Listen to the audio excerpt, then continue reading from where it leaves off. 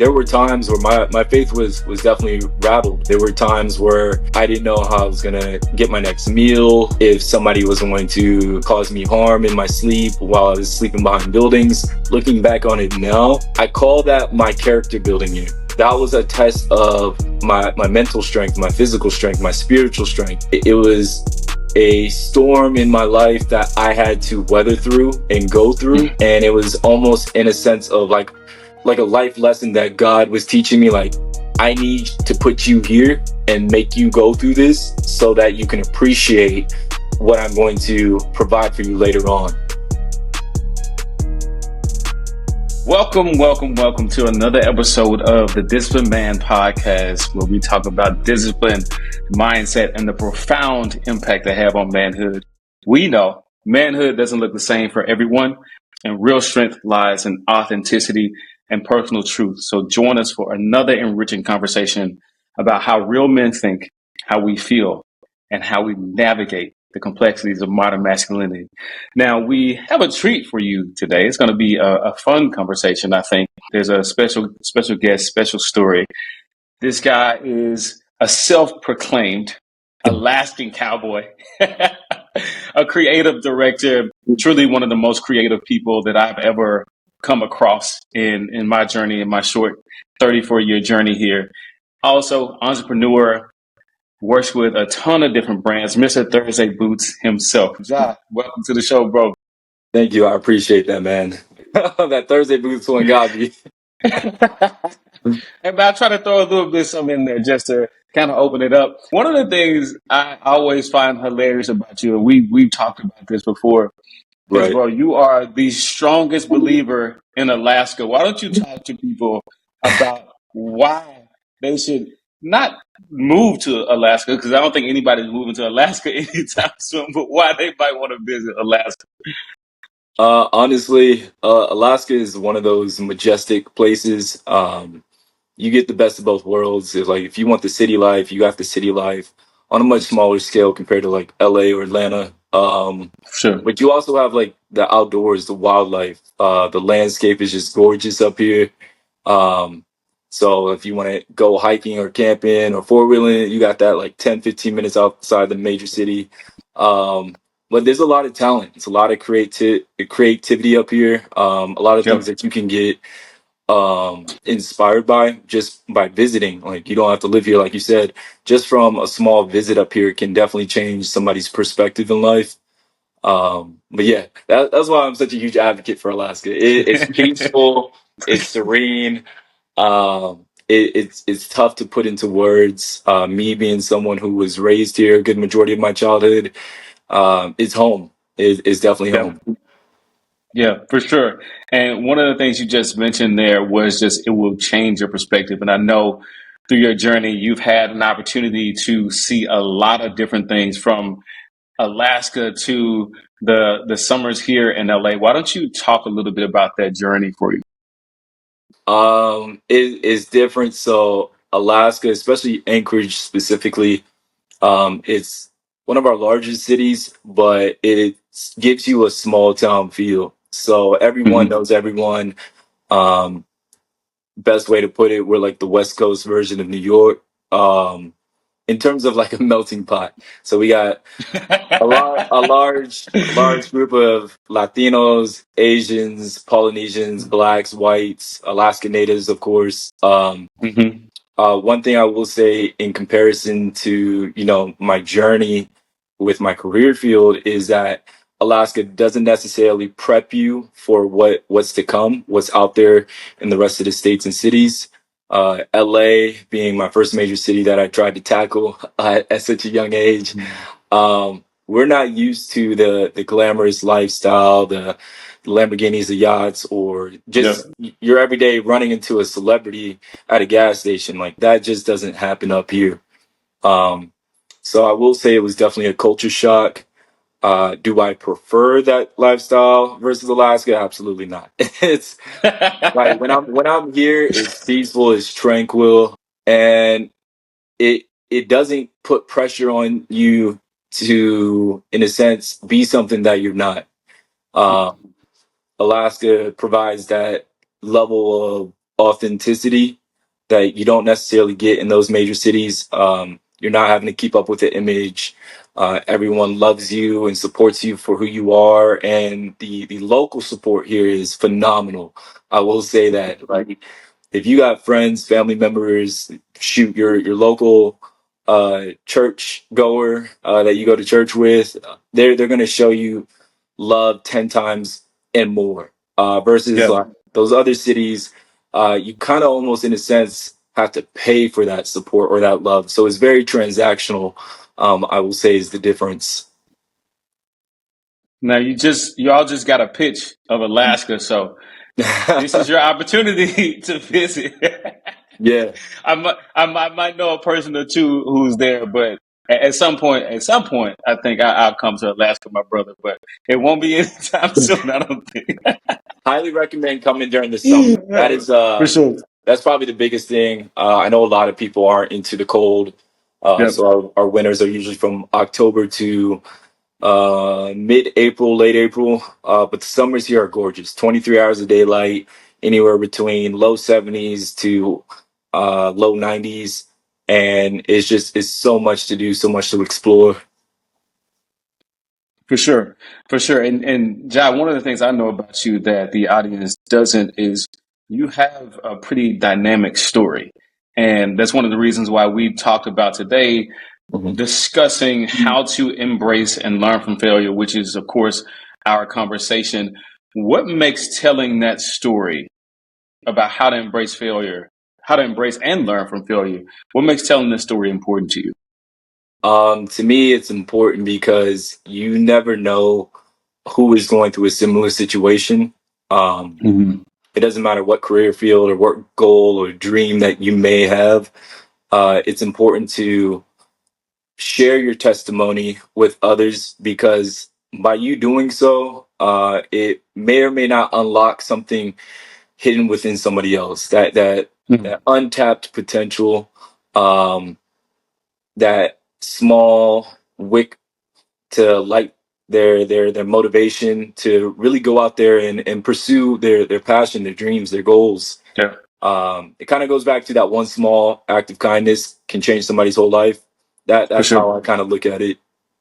For sure. One of the things I say a lot is at some point in your journey, you'll get the opportunity to be the person that you needed on your own journey. So I think that's a Absolutely. fun way of saying what you just said. How much does that resonate with you? Wholeheartedly.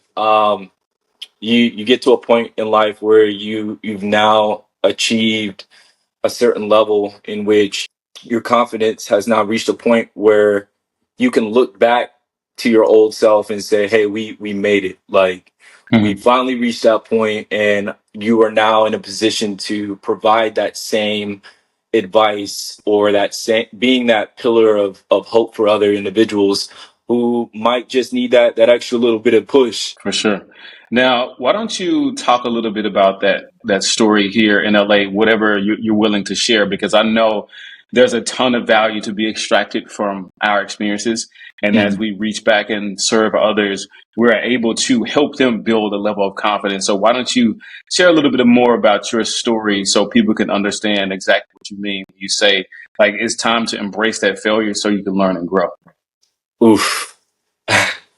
Boy, so I was roughly about 17, 18. I grew up dancing. It was like one of the biggest things that I was most passionate about. My grandmother, rest in peace, she was one of the key players to that role for me being a dancer. So I had no professional background within dancing. Never took a dance class in my life, just kind of like freestyled it. And then uh, I got reached out to saying, "Hey, you should come to Los Angeles, bring your talents to LA." So I'm used to the competition here in Alaska, and a lot of people, they aren't aware that we have a huge music scene up here, whether it's Mm, your rapping, singing, dancing, modeling, whatever the case may be. It's just not on a larger scale compared to the rest of the low 48 is what we refer to you guys as. Um, Basically, you people, you yeah, for lack of a better word. But yeah, so I moved to LA. with big dreams and hopes and completely oblivious to the fact that the level in which the competition was down there. Mhm. So I grew up watching individuals like Tight Eyes or Brian Puspos or Ditto, all of which are really great dancers in their own rights. However, when I reached LA, these same individuals who I grew up watching or continue to watch during that period of time, they now became my baseline for competition. So to me, that's the equivalent of you jumping in the NBA league and your first game is against LeBron James. Like, welcome to the league type of deal. So Yeah. Yeah. it definitely shook me. It's one of those things that can rattle the cage. It'll make or break you under pressure. So I thought I was going to be a star overnight. So yeah, I got down there and I thought I was it. I was like, okay, I'm doing well in Alaska. I must be decent, if not better than the competition in LA. Yeah. Nope, that was not the case. I got to compete in what was called World of Dance. It's a huge dancing organization, so I got to compete in their finals competition, their freestyle competition in LA. My Mhm. first opponent was Tight Eyes himself, the creator of Wow. a dance style called Crump, for those Ooh. that don't know. And it was a reality check. I lost, of course. I lost, just nonetheless, but it was a learning lesson because for me, I've been blessed and fortunate enough not to have ever come across someone in the industry who's just been rude or a jerk. Luckily, everyone that I've worked with or met have been nothing but superb individuals, and so I'm thankful for that. Um, Mhm. so once I got to LA, did the competition and lost. I didn't realize how expensive LA was. So trying to find lodging or housing was extremely hard for me. I ended up on the streets. And I know some people have different definitions of being homeless. So for me, to put it in perspective, sleeping under highway passes, behind buildings, um, taking food from grocery stores or borrowing, as I'll say, just to eat. Um, and for anyone who's ever been to LA, I know they've seen the street performers, individuals who have their hats out or bucket Yeah. out, just to try to earn a quick couple dollars. I was one of those individuals. I did that for about 11 months, and I happened to be walking on Boulevard, and uh, these two individuals come and approach me. They're like, "Hey, we like your look." And for point of reference, I was wearing basketball shorts, a hoodie, and a Chicago Bulls hat, and some slides. So terrible look to begin with. Um, but they approached me and they were like, "Hey, we love your look. We want you to be a part of this skit." And me being a naive, young 18, 19-year-old, I'm like, okay, yeah. So they lead me down this alleyway, already a bit sketch. Right. We go through this back door. They're like, hey, we're going to introduce you to the talent. Knock on the door. It turns out to be Drake.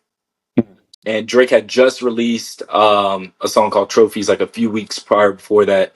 And so this is somewhat of like peak Drake, if not, he's approaching his peak level within his career. Yeah. Um, and so we got introduced and they broke down what was about to happen. We end up on the street. We do what is called fake Drake interviews for the Jimmy Kimmel Show. Out of all the people that participated in the skit, I was the only one invited to the show for the live airing of the skit. And then they invited me up onto, I guess you would call it like the platform where like the chairs and stuff are. And we took a photo. Drake asked me at the end of it, he was like, hey, like, so where are you from? Like, let me get to know you a little bit. So I told him I'm his neighbor. I jokingly say I'm your neighbor. I'm in Alaska. And he was like, no way. So he asked me what I was doing down in LA. I told him. And he set up my first casting audition. Wow. This was my very first professional like audition to be a dancer. I didn't get it, but the casting director ended up recommending me for a different project, and that was pretty much my whole start into the whole entertainment industry. you just spoke a lot to just the ups and downs about life in general and how we can oftentimes struggle into what it looks like for us to build on top of all of these lessons that we learned. And you just spoke to a lot of those lessons in what you just said, from tight eyes to Jimmy Kimmel to Drake. I know taking a nail, you learn a lot from a nail. But Oh yeah. what was what was the biggest lesson you feel like you learned? um to hold on to your faith, like truly Mm, believing yourself. I mean, I would be remiss if I didn't disclose. Like there were times where my faith was definitely rattled. It was definitely yeah. shaken. There were times where I didn't know how I was gonna get my next meal, or if somebody was going to try to cause me harm in my sleep while I was sleeping behind buildings. It Mm, was definitely a scary moment in period of my life. But what I will say, looking back on it now, 10, 11 years later, um, I call that my character building year. Like mm, that was a test of my mental strength, my physical strength, my spiritual strength. It was a storm in my life that I had to weather through and go through, mm, and it was almost in a sense of like a life lesson that God was teaching me. Like, I need to put you here and make you go through this so that you can appreciate what I'm going to provide for you later on. mm. And that's the lesson that I got out of it. Yeah. Now, one specific word you used there was rattled. Can you talk to me a little bit more about that? Because I mean, it's a lot to say, living on the bridge or sleeping behind buildings, but and of course, from that, anybody's faith, I believe, will be tested. But can you talk to me a little bit more about the rattled and like what was scary for you during that time period? No, absolutely. I would say I was rattled in a sense of my individual skill set, my Mm, me as a person. I felt like I wasn't enough. Maybe this wasn't meant to be. mm, I should pack my bags and go home. It, for lack of a better word, I just ultimately felt like a loser. yeah. I felt like I let everybody down who believed in me and was wishing me well wishes, off to LA. It definitely caused, almost in a sense of, I didn't know who I was anymore. Mm, I didn't know if this was the path that was chosen for me, if I should stick with it, or if I should just settle in life with my content, safe space at home here in Alaska. Um, yeah. so yeah, it definitely rattled me in that sense. And then it got to a point where I just started questioning my own beliefs. Yeah. Like God, are you even there? Are you listening to me? Are you looking out for me? Are you protecting me? Are you guiding me? I didn't know. Um, Yeah. and I continue to stick with it. I think what it was for me that kind of brought me back onto my path was, there was a lady I'll never forget in Starbucks over in Burbank, I think is what it's called. Mm, Um, yep. she randomly came up to me and was just like, just know that you're favored. And I was trying to pinch together quarters, dimes, and pennies to pay for a quick drink from Starbucks. She ended up paying for me. And after I had said thank you, she just said, just know that you're favored. And I don't Mm, know if she intentionally meant to say that, or if that's just something that she says to random individuals or every day, but it, for me, that like spoke volumes, and it was for me like a clear sign, like, hey, you're meant to be here, stick it out and weather the storm. And so I did that, and mm. then 11 months in, I ended up catching my big break for the Jimmy Kimmel Show. That's wild, and I believe anybody who goes through an experience like that, a very challenging experience, there's a lot that you'll question between faith, mindset. It could be present challenges even to your mental health and just Right. overall your beliefs. I don't think anybody can go through an experience like that and just everything be all sunshine and rainbows. Why don't you talk a little bit about like what piece of advice would you give to someone who might be going through an experience like that, who may experience something like that in their future? Honestly, I would sit there and tell them meditation and prayer are huge. Like Hmm. holding on to your faith or holding on to the belief that things will pan out Yep. is vital. There's an excerpt that one of my parents had told my siblings and I growing up, from a William Shakespeare play called Hamlet, in which one of the characters in that play states, "Nothing in life is good nor bad, only thinking makes it so." And that pretty much correlates to the law of attraction. What you think, how you speak, how you feel, what you do, your everyday to day routine has a huge impact on the ending result. So if you speak life into everything that you have going on and you speak positive, then everything is going to end up panning out. You just have to hold on and see the fruits of all your hard laboring come into fruition. Yep.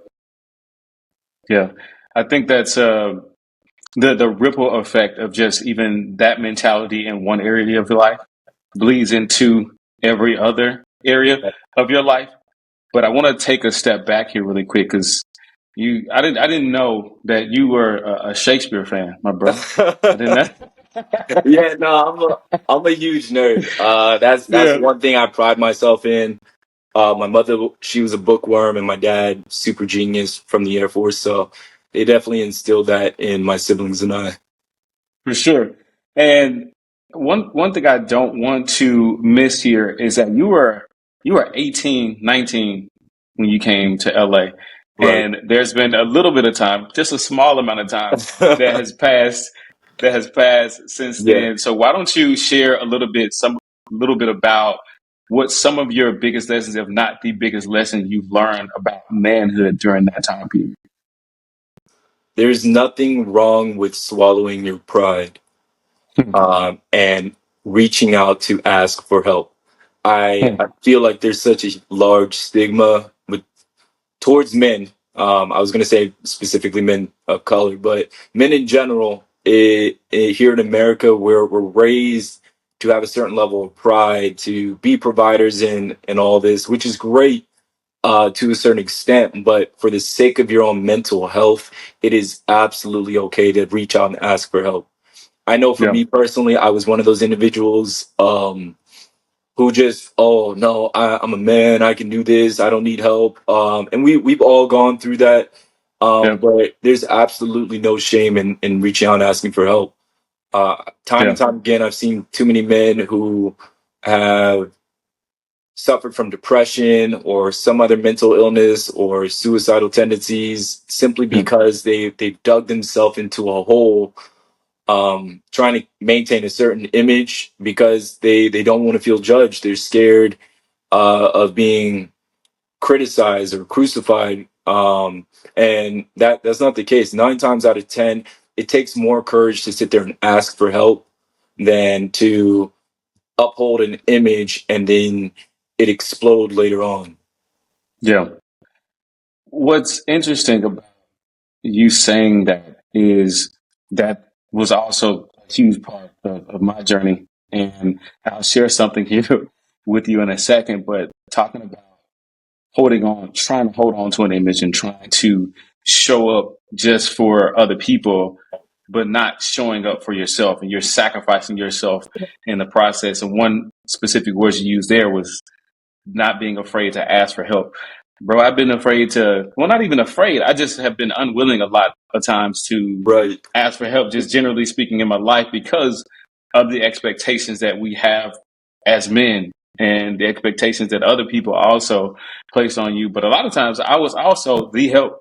I was the person that people were reaching out to for help. So who was I to not have it together? And being in a position like that, you feel like since you're supposed to, at least in your mind, carry these things on your shoulders, you're not allowed the space to ask for help. Now, granted, a lot of things have changed for me to make me change my mentality around that. But how does that compare to your experience? No, I definitely agree. For me at that age, when you're 18, 19, you're still in that transitional period of becoming, leaving your childhood behind and transitioning over into your manhood, becoming a man. Yep. And I think I was still navigating that at that point in time. Yep. For me personally, I came from a long line of successful men in my family.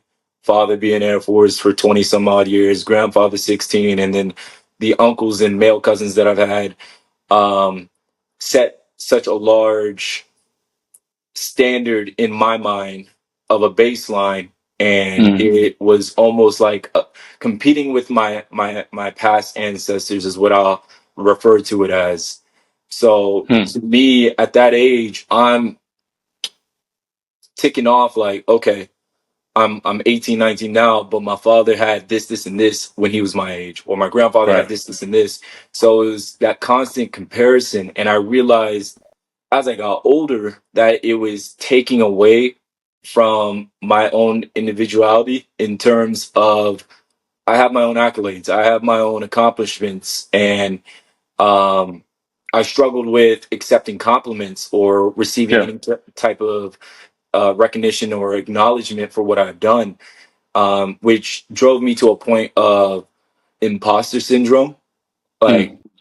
and I still will struggle with it every now and then, but it's not as bad as when I was younger. Before it was like, oh, Jai, congratulations, you just did this. And for me, I was so laser focused on competing with my past, my ancestors, that I never sat down and said, you know what, I've accomplished this, and this. I'm a lot further than where I first started. And Yeah. I think that that's something that a lot of people, not just men, but people in general, should really take a step back and look and see how far they came, even if it's just a small portion of progress. Like you Yeah. still have gotten further than where you initially were. Um, yeah, I think that was like one of the biggest things that I noticed in terms of my growth was I don't have an issue with asking for help now. Um, my pride and ego I've learned to check versus my younger self where it was like I refused to ask for any help. And I think a lot of that outside of just the competition with my past was the fact that I didn't want anyone to have anything to hold over my head. Because Mm. I'm sure all of us have been in that Mm. position where you've asked to borrow $20 or you ask somebody for a Yep. favor, and then later on down the road, they hold it over your head and say, oh, you wouldn't be there if it wasn't for me, or you wouldn't have this if it wasn't for me. Right. And honestly, you just get to the point where you charge that to the game. Like you realize who you can ask for help and who you can't ask for help later on in the future. And that Yep. helps level out some of that ego, that pride, and not digging yourself further into a hole. Oh man. Ego and pride. Yeah. Ego and pride. I think that's a challenge that we also all go through. But before I get to that, because I want you to talk a little bit about ego and pride, but also what you just mentioned, you talked a little bit about like your family and the standard that was set, the baseline that Mhm. you specifically had growing up.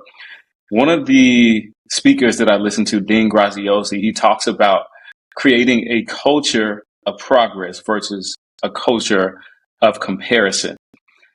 How do you feel, or actually, what do you feel are the negative impacts of comparing yourself to other men or just other people, generally speaking? It takes away your joy in life. Hmm. My grandmother, uh, one of my biggest heroes in life. She was a very religious woman, so there is I believe it's a scripture, so don't don't get me if I'm wrong, but she used to tell us growing up, comparison is the thief of all joy. And Yeah. so when you sit there and you compare your life to others, someone who just bought a Ferrari or someone who just got their first house or someone who just got married or had kids, whatever the case may be, you have to understand that you don't realize what it took for that individual to get where they are now. You don't Right. you don't necessarily understand what is happening behind closed doors. Everyone goes through their own thing, especially in the day of social media. This Mm-hmm. era, everyone wants to present their best versions of themselves, which Right. is fine. I completely get it. I'm in that field, but at the same time, bringing in that level of transparency helps negate a lot of that. Like when you are Mm. genuine and authentic and you're transparent with what you've had to go through. And I'm not saying that everyone has to tell their whole life story, by Yep. no means.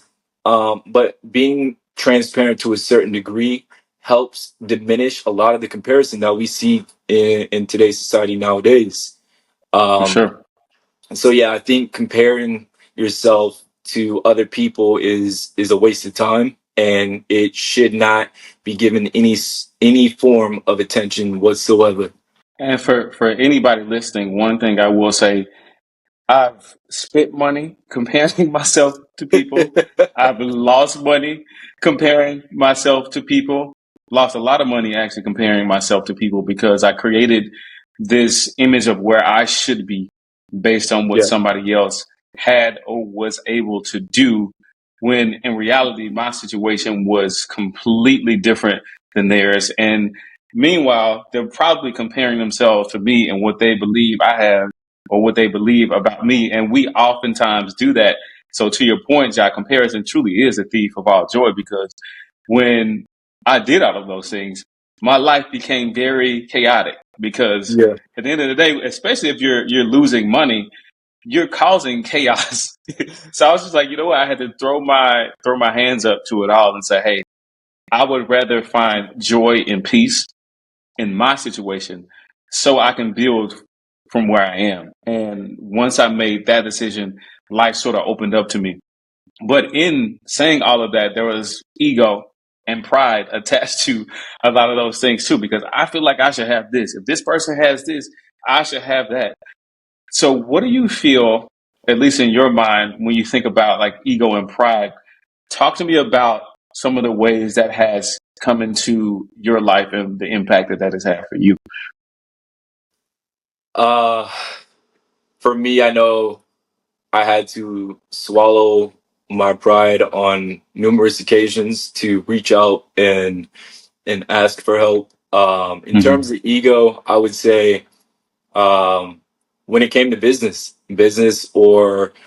or even with my own fitness journey, with the whole ego lifting. Like if I'm seeing someone squat 400 pounds and I'm trying to squat that same amount of weight just out of pure ego, and pride, then I'm going to essentially get hurt.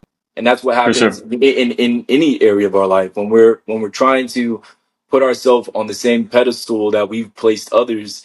9 times out of 10, you're the one who comes out as the casualty. Yeah. Um, in terms of ego, I remember when I first started getting in further depth for the entertainment industry, I got to a point where I was like, oh, I'm making money. I'm first red carpet appearance. And I remember I got to this one event and somebody sat there and looked at me and was like, who are you? Like I got on the red carpet and they're like, people were asking, taking photos. And then this one reporter, I'll never forget, he was like, well, like, who are you? And I was like, you don't know who I am? Like, blah, blah, blah, blah. So I'm having this back and forth with him. Um, and later that week, I had to sit there and like give myself a harsh reality check. Like, Jai, you've made it to a certain level, but you're not at the level that you think you are. And it's one thing to have confidence, it's another thing to be cocky and Mm. arrogant.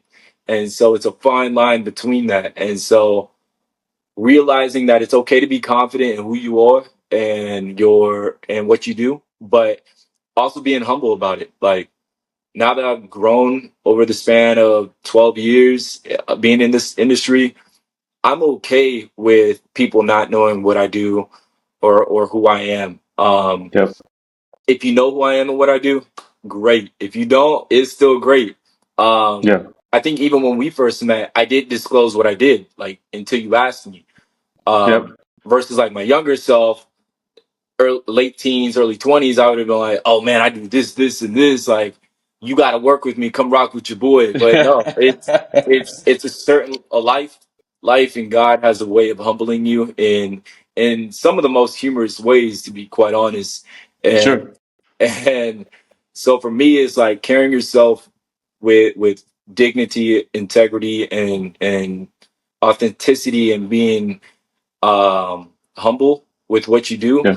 carries you to so many more blessings and opens up so many doors of opportunities. I can't tell you how many times I've had blessings fall into my lap simply because someone said, "Oh, you're looking for a creative director, or you're looking for a dancer. There's this cool dude named Jai, genuine sweetheart. Like, I'll put you in connect with them." And then I'll get a phone call and like, "Hey, yo, I just mentioned your name to this producer," or whoever the case may be.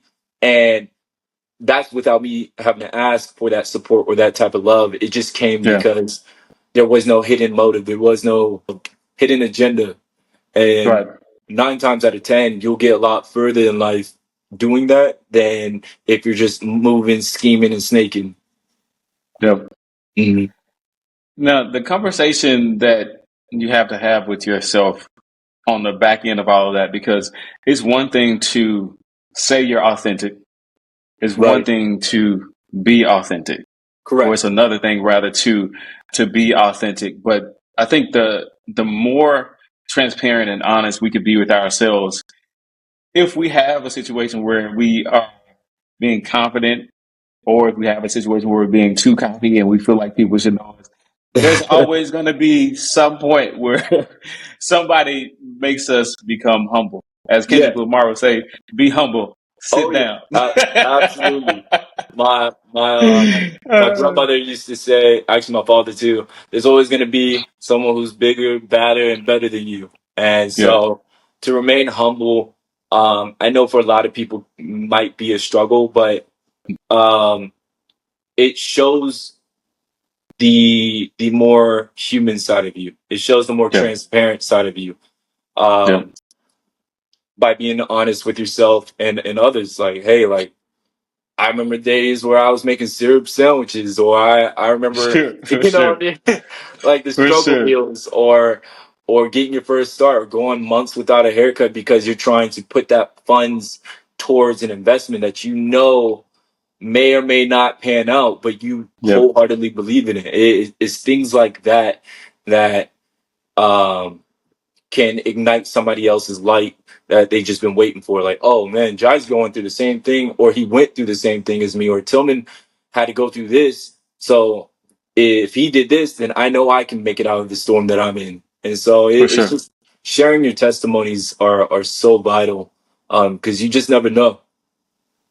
And you touched on sharing your testimony a little bit earlier, and the ability to essentially help light the path for some other people. So why is that so important to you?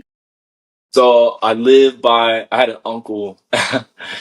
He had a quote that he lived by, which was, or a motto, each one teach one. So Mm, my goal, it doesn't matter if we're friends, family members, strangers. My goal at the first initial meeting is to leave you with such a profound, positive impact impression that it transforms you in some way or another. I don't care if mm, it's a quote, a scripture, me making you laugh, or just whatever activity that we're doing. I'm making sure that you are enjoying it to the fullest possibility that there is, so that when you leave feeling good, you feel great, and you almost, in a sense, have a different perspective in life. And yeah, you end up paying that forward. That is the goal that I'm trying to do. So by providing that experience for anyone and everyone that comes in contact with me, my hope is that they now create that cycle of positivity and love versus hatred, negativity, and envy. Um, because for me, it's like I get more joy out of that. Like if yeah, I'm helping somebody have one of the best moments, a core moment in their life, and I know that that's going to stick with them forever, I'm okay with that. I don't have to yeah, be there was actually a motivational speaker that I had listened to years ago. He said, I don't mind being a motivational agriculturalist. I can sow the seeds, but I do not have to be there for when they bloom or when they Hmm. grow.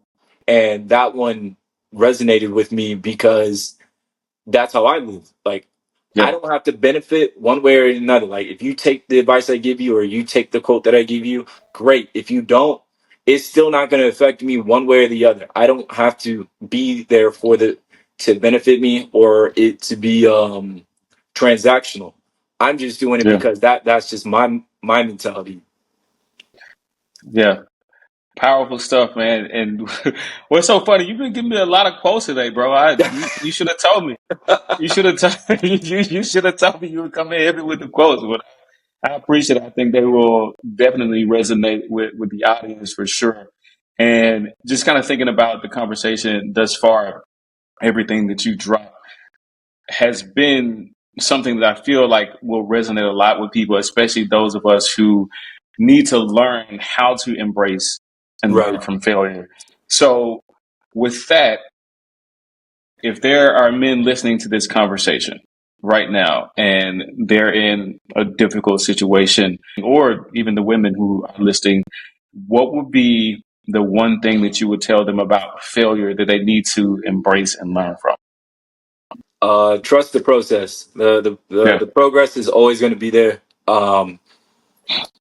Not placing so much pressure on yourself, understanding that we're all human, we're all going to make mistakes. And it's what we learn from those mistakes that's going to propel each and every one of us further along to our yeah, goals. That would be like the biggest one that I would heavily uh, say that to give off to people. for sure, for sure. And before we close out here, one of my favorite questions to ask is Uh-oh. one of my favorite questions to ask is if you could define manhood in one word, what would it be? Integrity. Hmm. Why Integrity. integrity? I think it's important to move with a sense of genuine intentions, um, not to always try to get something out of anything and everything. Just being who you are. Honestly, as Yeah, cliche as it sounds, being yourself will will definitely get you further than putting up a facade. Like yeah, 100%. If someone else has already accomplished it, that means you can do it too. I If like it. if if Bill Gates accomplished this, or Elon Musk, or LeBron, any notable figures, if someone else has already done it, that's proof that you are able to reach any and every dream and goal that you have ever had. I love it. I love it, John. My bad with the You quote. gave My us a bad. lot today.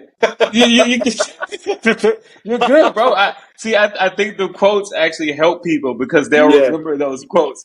Yeah, they got about 10 of them to pick from the conversation today. Well, why don't you close out by telling the people how they can find you, what you're working on, all of that. All my social media handles are the same. I am Jai Parham, so IAMJAIPARHAM. As far as projects that I'm working on, in the mix with Thursday Boots as always. Shout out to my guys, Darnell and all of them. Got some things rolling with Donnie Savage. He's like a big brother to me, and then a few projects, hopefully, fingers crossed, that I'm working out with BET Networks. So So a lot of new things on the way, and I'm excited, and I'm hoping that I continue to impact other people along the way. the core values of authenticity, resilience, and integrity remain universal. We are the discipline, and this is what real men think. Until next time, John, appreciate you, bro. Appreciate you, man.